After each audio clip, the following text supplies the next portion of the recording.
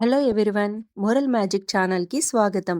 ఒక పెద్ద అడవి, అందులో జంతువులు పక్షులు ఆనందంగా జీవించేవి. అందులో ఒక పక్షి పేరు లూనా, ప్రేమగా ఎప్పుడూ నవ్వుతూ ఉంటుంది.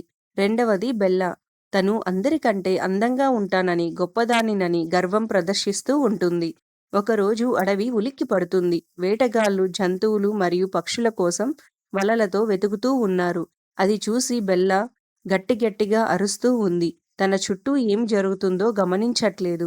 లూనా ఆకుల మధ్యలో దాగి జాగ్రత్తగా చూస్తోంది. బెల్ల అరుస్తున్న సమయంలో వేటగాళ్ళు వలతో తనని బంధించి బుట్టలో వేస్తారు. ఆకుల మధ్య దాగిన లూనా విచారంగా చూస్తూ ఉంది. కాలం ఎవరికోసం ఆగదన్నట్లు పరుగులు పెడుతూ ఉంది. లూనా తన చెట్టుపై నుండి మౌనంగా చూస్తూ ఉంది. అవసరమైన వారికి తగిన సహాయం చేస్తూ ఉండేది. బెల్లా చెట్టు ఖాళీగా ఉండడం చూసి బాధపడుతుంది. బెల్ల తిరిగి అడవిలోకి వస్తుంది. ఆమె రెక్కలు రంగు కోల్పోయి ముఖం అలసిపోయినట్లుగా కనిపిస్తుంది.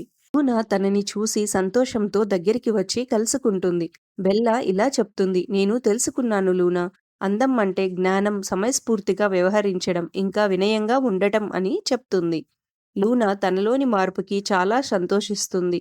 సూర్యాస్తమయం వెలుతురు మధ్య లూనా మరియు బెల్లా ఒకే కొమ్మపై కూర్చొని సంతోషంగా చూస్తూ ఉంటారు. మరిన్ని మంచి కథల కోసం మోరల్ మ్యాజిక్ ఛానల్ని సబ్స్క్రైబ్ చేసి సపోర్ట్ చేయండి. Thank you.